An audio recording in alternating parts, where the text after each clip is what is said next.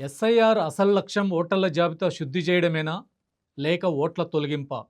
బెంగాల్ నుంచి తెలంగాణ వరకు జరుగుతున్న అసలు కథ ఏమిటి?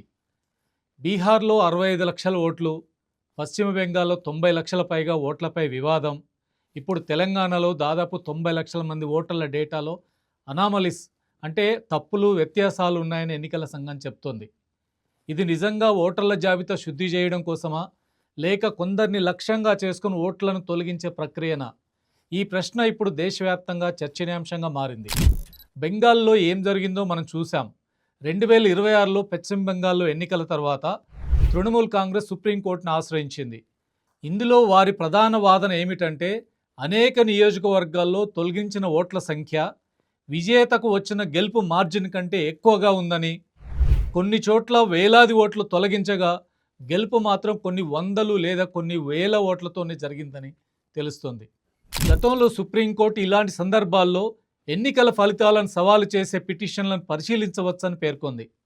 అందుకే ఇప్పుడు మళ్ళీ పిటిషన్లు దాఖలు చేసే అవకాశం కల్పించింది. టీఎంసీ ఆరోపణ ఏమిటంటే ఎస్ఐఆర్ ప్రక్రియ వల్ల తమకు ఎన్నికల్లో చాలా పెద్ద ఎత్తున నష్టం జరిగిందని చెప్పారు. అంతేకాదు, ఓటర్ లిస్టులో పేరు లేని లక్షలాది మంది పేదల రేషన్ కార్డులు, పింఛన్ కూడా తొలగిస్తున్నారు. ఇతర సంక్షేమ కార్యక్రమాలు నిలిపేస్తున్నారు. ఇప్పుడు తెలంగాణలో కూడా ఎస్ఐఆర్ ప్రారంభమైంది. ఎన్నికల సంఘం విడుదల చేసిన వివరాల ప్రకారం తెలంగాణ రాష్ట్రంలో మొత్తం ఓటర్లు సుమారు 3,38,00,000.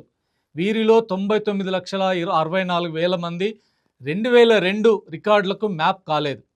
మ్యాప్ అయిన 2,39,00,000లో 89,88,000 ఓటర్లు డేటాలో అనామలీస్ గుర్తించమని అధికారులు చెప్తున్నారు.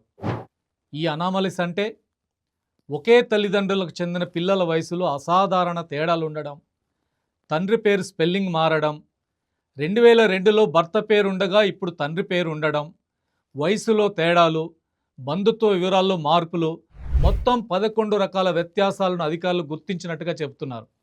ఈ వ్యత్యాసాలను చూపించి నకిలీ ఓట్ల పేరుతో తొలగించే ప్రమాదం ఇప్పుడు కనిపిస్తుంది. పెళ్లి తర్వాత ఇంటి పేరు మారడం సహజంగా జరిగే మార్పు. దీంతో పాటు స్పెల్లింగ్ తప్పులు, పాత రికార్డులలో పొరపాట్లు ఇవి కూడా అనామలీస్గా పరిగణిస్తే అసలైన ఓటర్లే నష్టపోయే అవకాశం ఉందని స్పష్టంగా అర్థమవుతోంది. ఈ నేపథ్యంలో ఎడిటర్స్ గిల్డ్ ఆఫ్ ఇండియా కూడా ఒక ప్రకటన విడుదల చేసింది. ద టెలిగ్రాఫ్ పత్రిక మాజీ ఎడిటర్ ఆర్ రాజగోపాల్ పేరు ఓటర్ల జాబితా నుంచి తొలగించబడిందని, అదే కారణంగా పాస్పోర్ట్ పునరుద్ధరణ కూడా కాలేదని పేర్కొంది. ఒక ప్రముఖ వ్యక్తికే ఇలా జరిగితే సాధారణ ప్రజల పరిస్థితి ఏమిటని ప్రశ్నించింది.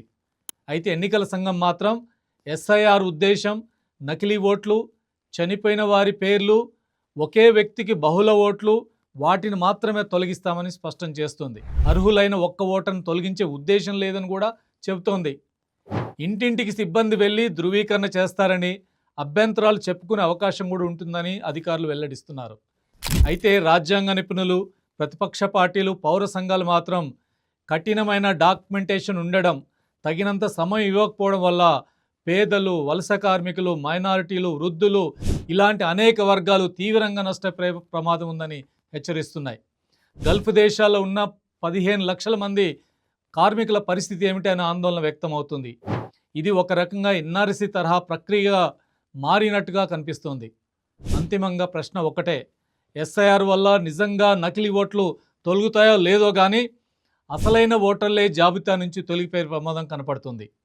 ప్రజలు అప్రమత్తంగా ఉండాలి. తమ ఓటు మిస్ కాకుండా చూసుకోవాలి.